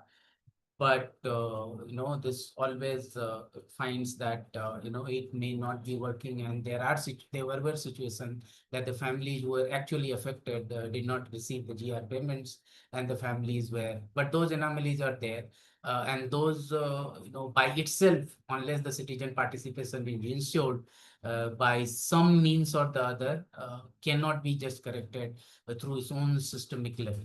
So either IAG or other partners has to, in case Apda Mitra, if we have a regular engagement with them, can help, doing that. So these were two essentially in terms of the policy recommendation, which can input and which could be effective to have better preparedness for this year and the year going forward. Over from my side, what I could prepare. Sorry for not having a presentation on this. Thank you. Any questions, anything? Over to you, Vishal. Thank you so much, Rajivji. Very specific and reflecting crucial lessons covering essential climate sensitive sectors and also state action examples that you have shared. Creation of platforms are very, fundamental. On the other side, importance of engagement is equally important. Thank you for reflecting these insights. As we reflect on today's insight and ongoing challenges, I invite if anyone have any specific point, questions. I have already received a couple of in chat box and direct message, but if anyone want to speak and share directly. Otherwise, I will move towards the already listed questions.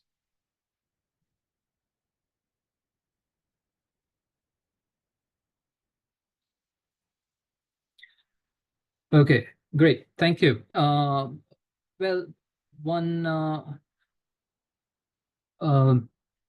one question is how can we better integrate local action with state level preparedness? There are a lot of things taking place at local level and many good practices and all those things. Now, question is how it can be, integrated with state level preparedness. So I request speakers have any insight on this question.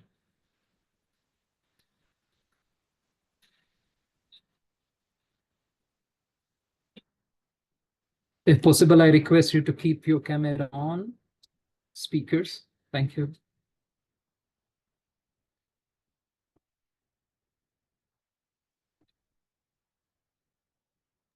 Maybe I can try.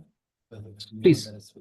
Yeah, so I think local action is always, they often say, always celebrated when there's a real crisis situation. But after that, always, this happens because this directly relates to a state level preparedness. And after that, it is forgotten, mostly. I mean, that's how it goes. Unless you have a real large movement around the local action and which integrate and then you can really bring it to the state level, which unfortunately, if you look at in the recent past, have not been. Because our strength, which I explained, have not need to be taught.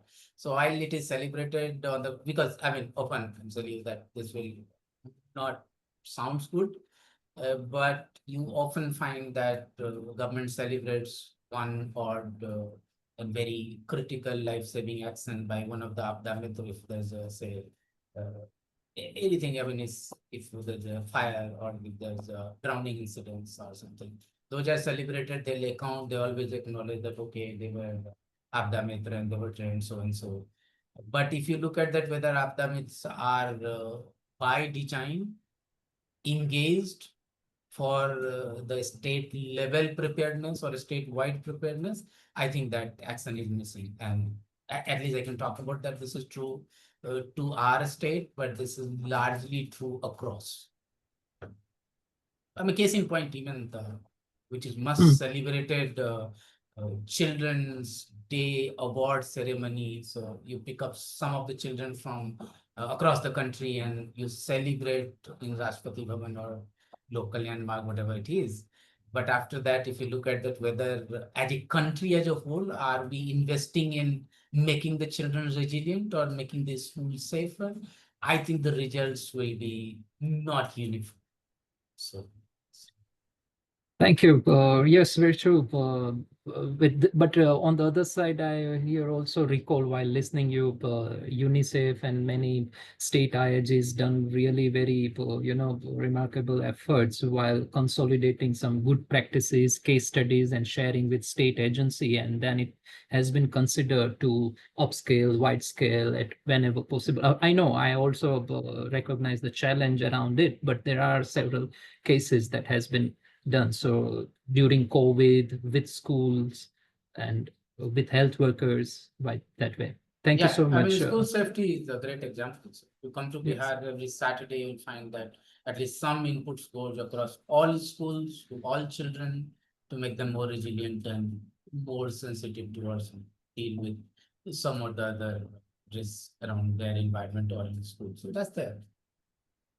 Yes, so that is what also one another question that already addressed, that how school become more capable rather than being vulnerable, and it's required. And of course, we have lots of example around school safety. One another question is, last question is about what support is needed to help frontline officials act faster and more effectively.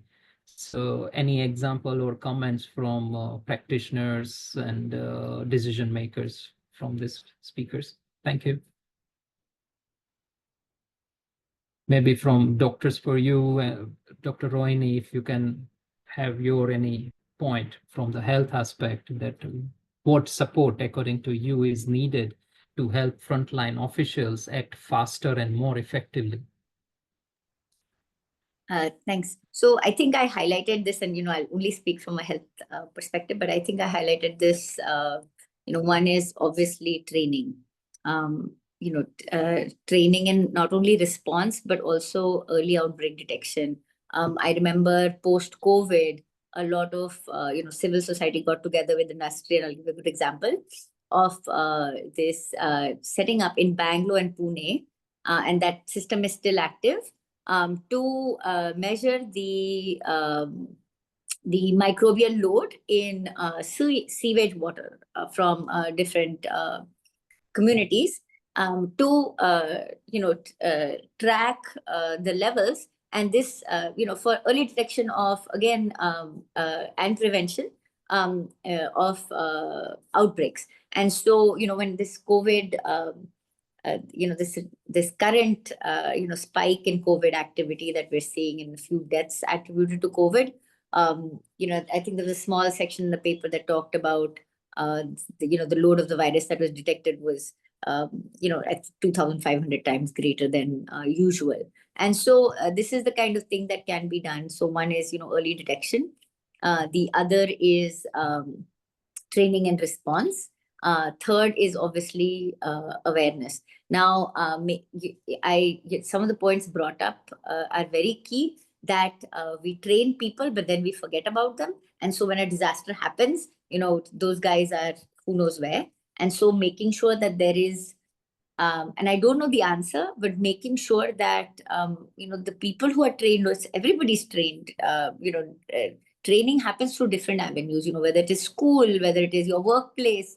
There's an incentive to be trained in CPR, to be trained in, if you live in a flood, a flash flood prone area, to be trained in making sure that the Dwarka flood that you brought up, the fire, I was reading the details, and apparently the family that was caught in the fire, they saw the fire in one balcony, and instead of going down, actually went up.